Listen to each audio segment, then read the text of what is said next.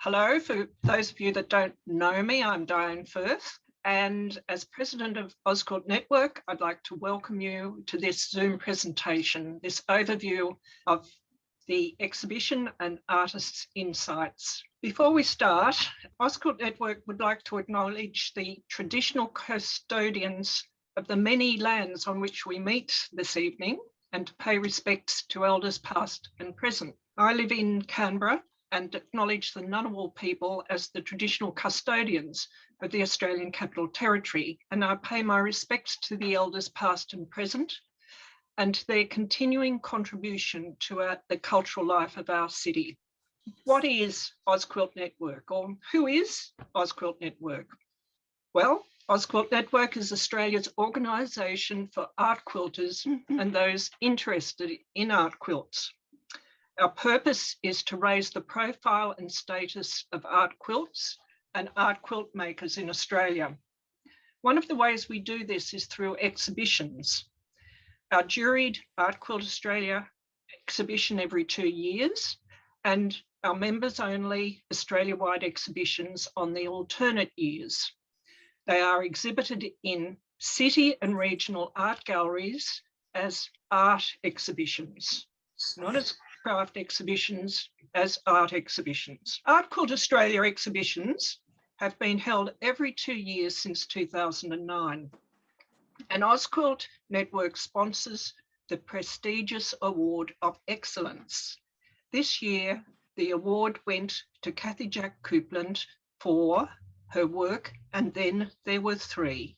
In 2015, the National Wool Museum collaborated with Ozquilt Network to encourage the creation of contemporary wool quilts. It does this through Expressions, the Wool Quilt Prize, and by acquiring the winning quilt for its significant Wagga and wool quilt collection. This year, the prize went to Fiona Gavens for Ghost Quilt number 4. The National Wool Museum also hosts Art Quilt Australia exhibition every 4 years. Art Quilt Australia 2021 was open to all artists in Australia and Ozquilt Network members around the world. The call was for art textiles composed of at least 2 layers that are connected in some way. A jury of 3 renowned experts selected 25 works from the 101 received, and an independent judge determined the awards after seeing the work hanging in the Shoalhaven Regional Gallery. We'll show you some installation photos from Shoalhaven Regional Gallery. We'll then move around the gallery clockwise, and many of the artists will have 2 minutes to share insights into their work. So here's the view. You enter the doorway and this is what you see. It's a serene space. It's very calm, and the lighting actually makes every quilt jump out. So we start with Anna's quilt, and as we move around, you'll see the curator there has taken the works in a flow. We move from these calm colours through, and as we come towards Cathy's, it bursts into a riot of colour. So then as we switch around to the wall, you actually have this sequence of moods and feelings as you move around. There's the looking back at the entry door, which was open at the time. So you can see Zara's work on the left there and Anna's work on the right. However you moved through this space, there was a mood, there was a feeling, and as you exited, you felt you had really seen an experience. Hello, I'm Anna Brown, and my quilt Reflections number 6 is part of a new series I've been working on for the past couple of years. My focus has always been on pattern making and abstraction. So the lake near my home has offered a rich source of inspiration. I needed to capture the movement of light across the water, as well as shadows and the movement of the current beneath. The recent drought and fires locally have also changed the colours that are reflected on the water around the lake. To highlight the pattern, I've kept the palette simple, high contrast, black, white, and the green. And how I go about it is I make large pieces of machine-stitched raw edge reverse applique fabrics of my own design. And in this case, I combined the black and the green linen for the main body of the work. And the design is drawn onto the green fabric and stitched through to the black. The black fabric is cut away to reveal the green pattern underneath. I make the black stripes the same way, but in that case, I used a cotton fabric. I added also a commercial print into the mix. The made fabrics are then cut into strips and arranged on the design wall until I'm happy, and then I machine stitch all the strips together. Initially at this point, when I put it all together, the pattern was too linear, so I ended up having to cut it all up again and reconfigure it on the design wall, but it gave it a better flow. And once I'd completed the machine work, I then hand quilt the layers all together, and this gives the quilt surface added movement, direction, and a lot of texture. I love the whole process. Thank you. Hi, I'm a first finalist in Art Quilt Australia, and my piece, Rusting Riverside, is my response to a very interesting dolphin explorer boat trip down the Port River in Adelaide. I expected to find dolphins, and instead I found rusting ruins alongside a pristine riverbank with mangroves. This factory is beautifully coloured, and it contrasts really lovely against the cool, the blue of the river and the green mangrove. I used my images taken that day on the tour, plus I used images of my rusted fabrics that I've made before.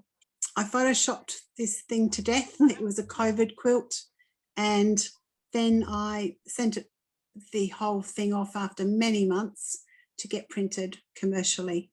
It came back to me, the COVID exhibition was cancelled, and so I just kept stitching all through COVID until I entered it into Rusting Riverside. I love the patterns that I get in this, not just the quilting patterns, but it shows how the history of men who lived there. There's little ladders everywhere, there's tiny windows, huts, little chimneys and things like that. So it was a very busy scene back in the past before it stopped being a factory, which was a few decades ago now. So I really enjoyed making it, and there are others in the series, but this is the big one. Thank you. She writes, the road often travelled, this work is part of the Domestic Map series. The first in this series, A Well-Worn Path, was exhibited in the last Art Quilt Australia 2019. The initial idea for the road often travelled was sparked on the first day I took my son, who has Down syndrome, to a new high school some distance from our house. I remember saying to myself, I'm going to be doing this same run twice a day, 5 days a week for the next 6 years. Driving him to and from high school was actually the last of these often travelled roads with 3 children, and for over 20 years there were 6 other schools and many before and after school activities.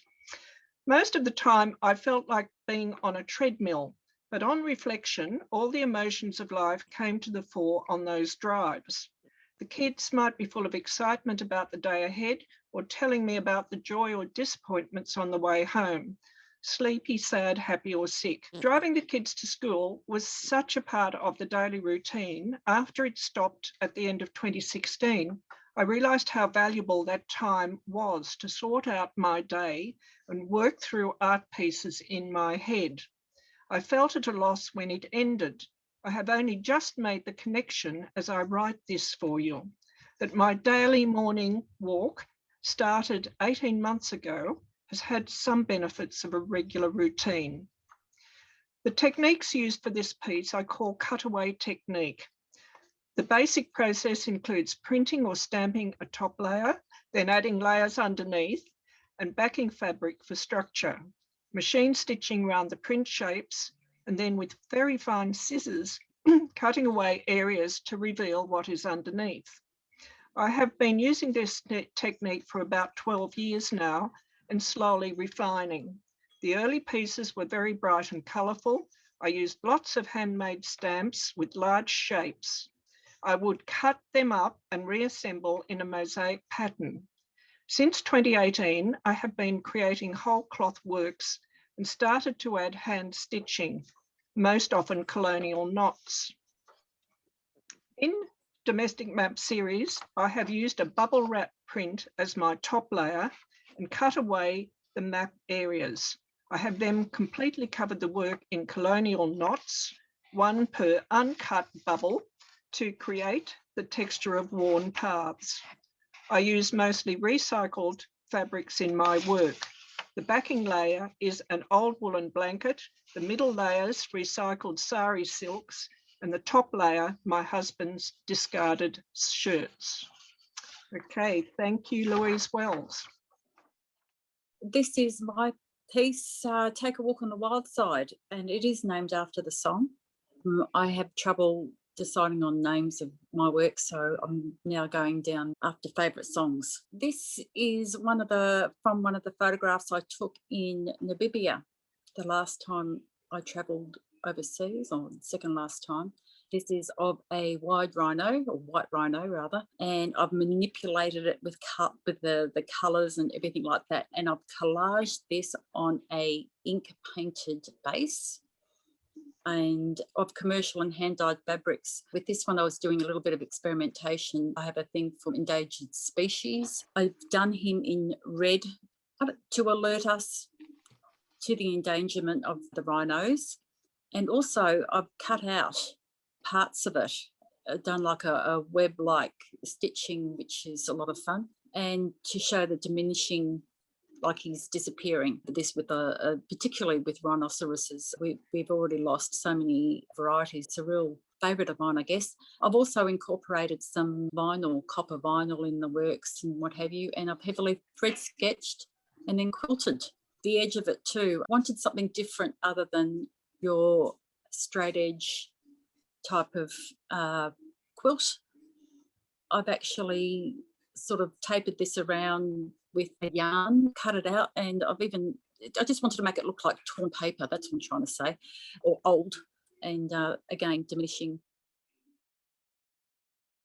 This is my work, Reforestation. I made it in early 2020 between the bushfires and before COVID. I was prompted by news reports of mass deforestation, but I was also very conscious of the amount of natural forest that had been destroyed by the bushfires of 2019-2020. The motif that I use in my pieced work is a very versatile motif. I like to play around with the scale, the angle, and the amplitude of the motif. I wanted to explore all the greens in my stash and to see how those worked together. The motif is an interlocking motif, and it's a puzzle and a design challenge to create the layers of the forest and the layers in the design. I did make it for another exhibition opportunity, but that had a size restriction for it, and as often happens, my work decides that it's going to be the size that it wants to be. It didn't fit that particular opportunity, so I'm very grateful for the opportunity to exhibit with Quilt Australia and Ozquilt Network. I'd also like to take this opportunity to thank Ozquilt Network for their commitment to the art quilt medium and for providing artists with the opportunity to share their work in a gallery setting. That track record since 2009 with Quilt Australia is something that I really appreciate. Hi everyone, I'm a first-time finalist of Ozquilt. This work started as an exploration of bleach spray painting. The clouds were formed by spraying paint on randomly arranged wool. It then became about the experience of walking through the Australian bush at night, something I regularly do. It's a dry woodland bush of eucalyptus and melaleucas. The free motion foot is my drawing tool.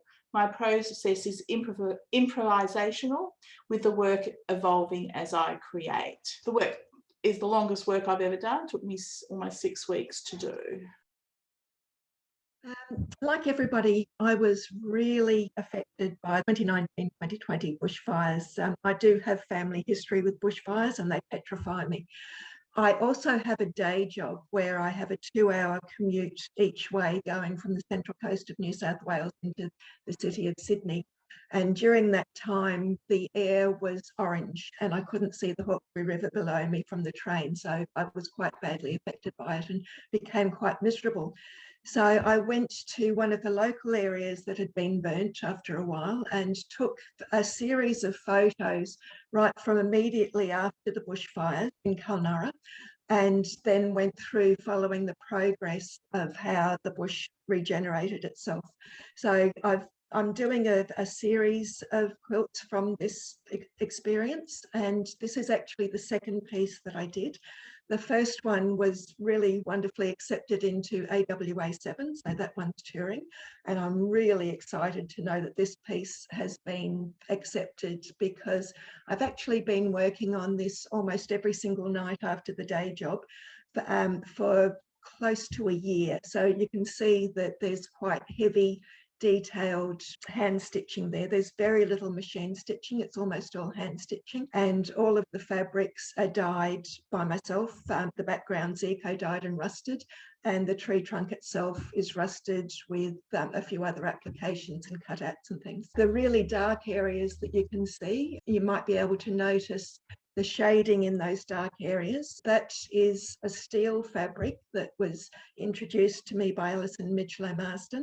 She sells it. It initially is the colour of steel and it's a lovely soft fabric, which you wouldn't expect. But then when you introduce it to a flame, it goes these wonderful oil slick colours. So I was really excited to experience that and to be able to use it in such a wonderful way. And like Brenda, I really appreciate the opportunity to be shown, and I'd love to thank Ozquilt for being accepted both into this and into AWA 7, seeing I'm a very new person at exhibiting, and probably like many of you, I have very little ego, and so it was really exciting to feel that I was good enough to be shown with everyone else. Thank you very much. This piece is similar to another piece that I've made for Sakwa Season After Season, which was called Calendar.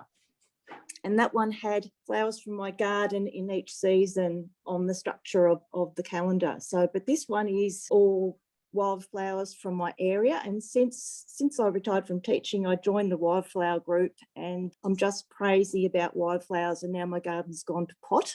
So I've been experimenting with just layering up different surface techniques, and I'm trying to get a looseness. Although the flowers are botanically correct, I still want them to be sort of loose and natural and a little bit different. So I'm still working on that.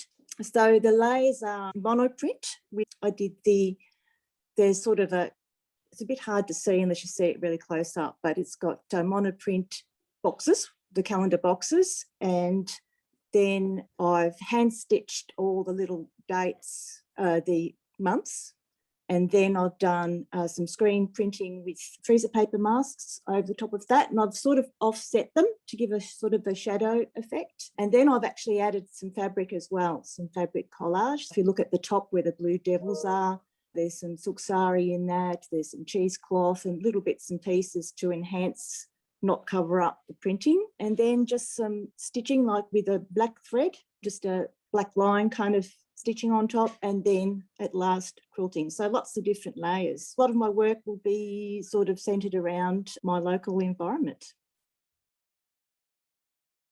Firstly, I want to say thank you so much to the National Wool Museum for this prize, because I am thrilled to have won it, especially as it feels local to me. I grew up down the highway in Koroluk and have many connections to Geelong. Having created quilts for over 50 years, I now find myself seeking simplicity and understatement rather than the technically challenging work I used to be known for.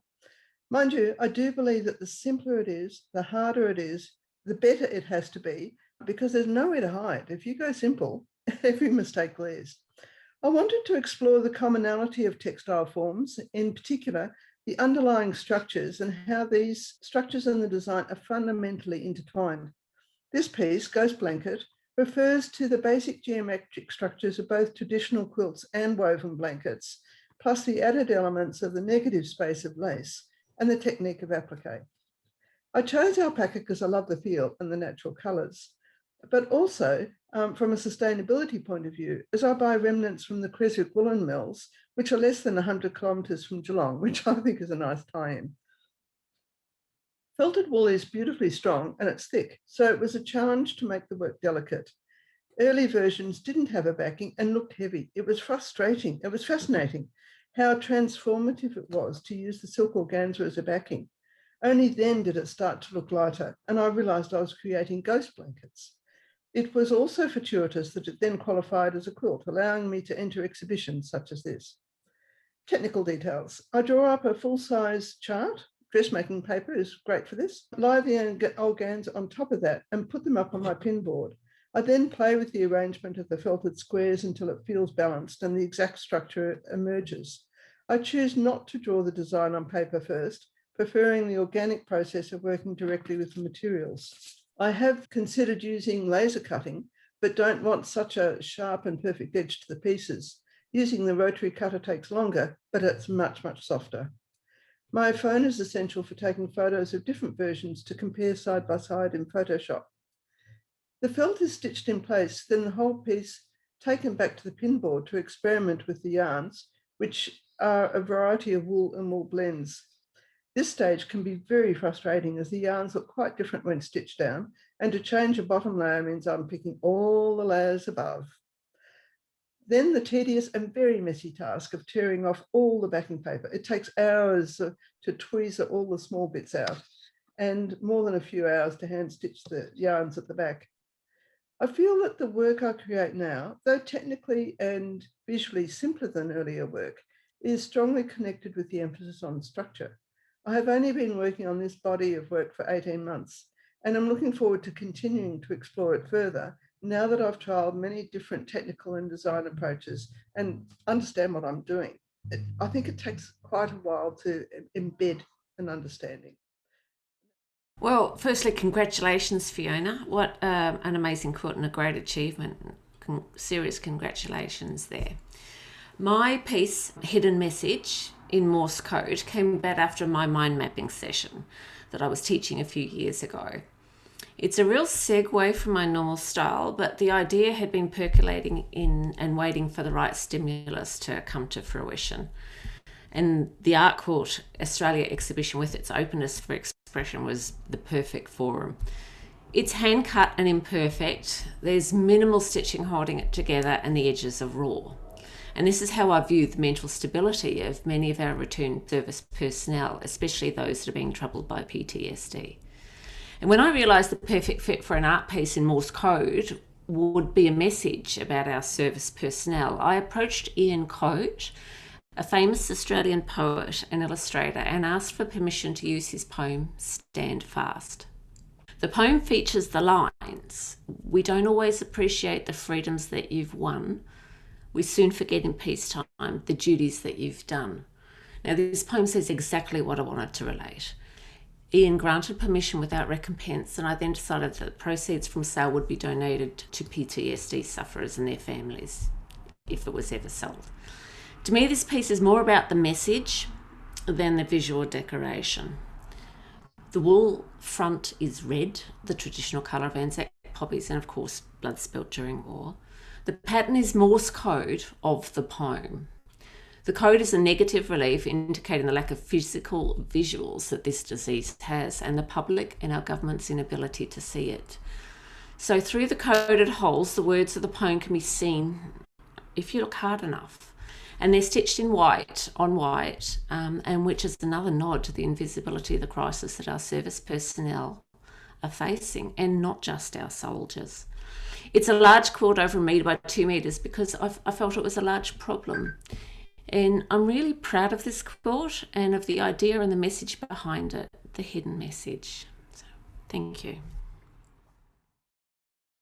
Okay, this quilt started off, the design started off a little different to this. It actually had oval and round circles on it. You will notice that it is a regular traditional block pattern, but within each of those blocks, there is a random, or not so random, arrangement of the denim pieces. We like to go to the op shops. We like to collect denim jeans. The cheaper, the better. And you will see with those jeans, you've got all these wonderful shades running through them. Playing with that light and that dark and the variations within that is what we've done with this quilt. I put this together like painting, and it was just such a wonderful way to work. And then it's handed over to Beth, who then just takes up the challenge with the quilting. These are quite heavy quilts, so we tend to work in a quilt as you go method. Yeah, we put it together in 9 pieces because it is too heavy for me to quilt as one, so it makes it much easier. And it's all straight line quilting with finer quilting in the added on squares, and the colour we used in thread is the same for the whole quilt, but it changes with whatever piece of denim we put it on. So my triptych Absurd Birds started 5 years ago on a photography session, but unlike Sue's rhinoceros, which was taken in Africa, mine allude to being taken in Africa because that's their native habitat. But in fact, it actually stemmed from a photography session at my local Adelaide Zoo. And these wonderful birds, this flock of birds came tumbling over the hill, and I took photos of them, comical expressions, and I was just so enamored with them and their beautiful dots. It was when I came home and reviewed my photographs, I realized that the background was all blurred, and it just reminded me of their natural environment. But for the next 2 years, I became very aware of the fact there was absolutely no dots out there to show the sheer variety and hues. So I proceeded to make a whole lot of my own fabrics using screen printing, overlaying lots of different dots on different ranges of black and greys, and that became my inspiration source to then tackle my photographs. And I work in a improvisational style, using my photographs as a close reference point, and so the method I use is a raw edge collage, then that is followed through with details and texture by using free motion stitching. Birds themselves, I think, were fairly closely related to my photographs. The improvisational technique means I'm working from not only my fabric, but also free cutting, which is an interesting technique. It actually comes together very, very quickly. It's very exciting. What isn't exciting and fun is the sewing it all down securely. That's where all the time comes in. And so hence it stayed in that format for about 3 years, until I saw the call for entries for Ozquilt Network, and it gave me a real incentive to actually finish the work, and I was just absolutely thrilled to be accepted as a finalist. Well, Zara, before I start, I should tell you that the gallery used an image of your work and an image from the other exhibition that's on at the front of the gallery in a notice board. Coming on to my work, Floriade number 3. Most of my ideas for textile work, they relate to my profession as a landscape architect. In this series, I'm focusing on our delight in seeing mass plantings of flowers, both ones that are designed as well as fields of flowers that are natural. I live in Canberra, and each spring we have a flower festival called Floriade. Over 1 million tulips and other flowering bulbs and small annuals are laid out in striking patterns in Commonwealth Park on the shores of Lake Burley-Griffin. It's very popular with tourists who come to see the display and photograph its showy brilliance. Last year, because of COVID-19, the government-run festival was cancelled. But what were they to do with all the bulbs and plants that had been ordered the year before? They decided to make the plant material available to community groups to take the festival to their local neighbourhoods. After all, there were no tourists anymore, and we had to stay close to home. Everyone loved it, and some wonderful ideas emerged. This year, the Floriade Festival returns to its public park venue. However, Following the overwhelming positive community response to last year, additional bulbs and annuals have been made available for community groups to plant, nurture, and enjoy. I have tried to capture some of these ideas in this work. It was a happy quilt to make. Now, in terms of techniques and materials, this work is composed of small, hand-cut pieces of felt. They're sandwiched between 2 layers of net, and it's all held together by machine stitching. So there's my Floriade number 3. And then there were 3 is my expression of an Australian summer. That means fragrant frangipani, explosive colours and chattering, squabbling birds, all of which I have at my front door. I'd worked on a small design concept some time ago, the sort where there's no pressure for an outcome. It was simply to get ideas down on paper, incorporating the leaves, flowers and buds of the frangipanis I see every day, plus some black and white geometric elements for contrast. I'm attracted not only by the colours, but the shapes too, and those leaves are huge, just begging to be filled, to my mind, with pattern. We'd begun to hand feed 2 magpies and soon realised they were taking food back to their nest. It wasn't too long before they were accompanied by a very demanding baby with a voracious appetite, hence the name, and then there were 3. I'd begun researching medieval embroidery for my podcast Stitch Safari and have a strong connection with historical textiles and stitch. My creativity needed to reflect those connections, and the more I researched, the more I was drawn to this epic textile, telling a huge story in a very long, very narrow cartoon-style composition, entirely enclosed by borders. When did the idea to use that format to tell the story of our birds begin? I can't really say. The tapestry is able to be read from left to right. All I had was a very, very simple idea about a family of nesting birds as a starting point.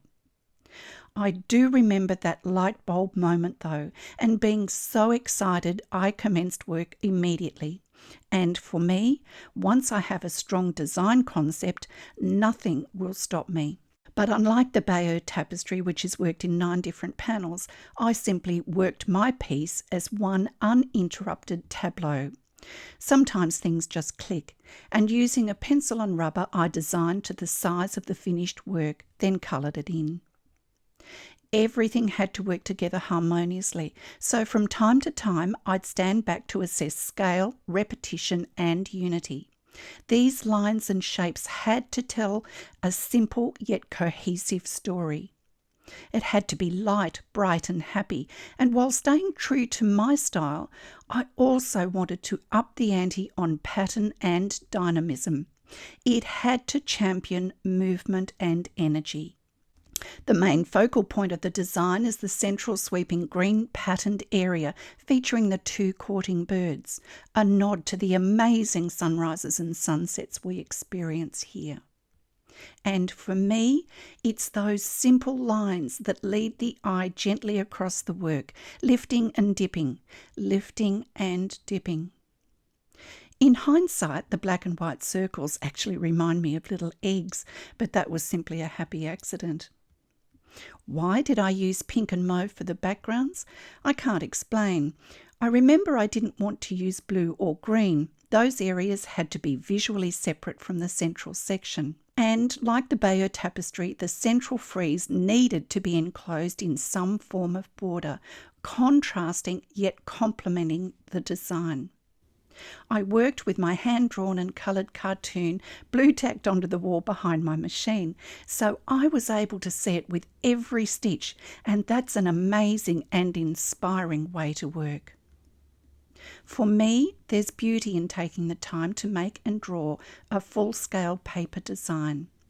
It's a gentle, almost timeless process that I have huge confidence in. I wrote this in February of this year in a 3-part blog series on my website about this work. This beautiful process needs to drip through like fragrant aromatic coffee. The longer it filters and percolates, the better it seems. It's just such a relaxing and soothing undertaking, wrapping around me like a comforting hug from an old friend. And that's exactly how I feel. The execution of the stitching wasn't without its tribulations, and I write about that too, but design is about problem solving, and somehow, some way, there's always a solution. I was so inspired by this work, especially the long, narrow format. I immediately began designing another, which is now up on my website too, again connecting stitch history and my need to create contemporary textile and fibre art that's meaningful to me. Well, I hope you've all enjoyed seeing the artists talk about their work.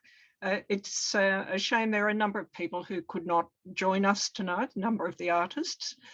But I think what you can see is a really diverse exhibition. It's a survey exhibition, there's no theme. And what you see is this wonderful range of approaches to the art of the contemporary quilt.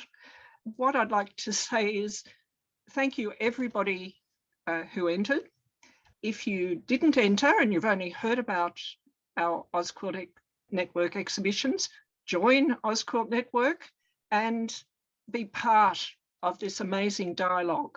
Not only exhibitions, we also have a monthly newsletter. We profile artists and particular stages of their work. And we have on our website a gallery that artists can submit work to. In closing, I should give you the dates. The exhibition at the Shoalhaven Regional Gallery goes till the 3rd of July, so Saturday the 3rd of July. And then it travels to Yarra Ranges Regional Museum in Lilydale, Victoria from the 7th of August until the 31st of October. An extended viewing there, and any of the Victorian people who may be in the region, go and see it. If you go by train, it's an hour out of Melbourne. Driving is quite easy too. We have a high quality A4 catalogue that has a full page, full colour of each artist's work. So there's a photograph of the whole image and a detail. I think the other thing to remind you is to check on our website and go onto our online gallery to see Art Quilt Australia 2021. You can also go back and look at the other Art Quilt Australia exhibitions from previous years, and also have a look at the Australia-wide series coming up, because at the end of the year, we will be calling for entries for Australia-wide 8, which will be opening next year in Queensland at Warwick.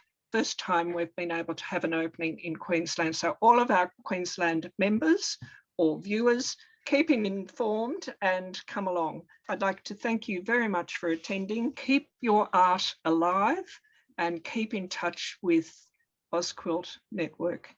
Thank you.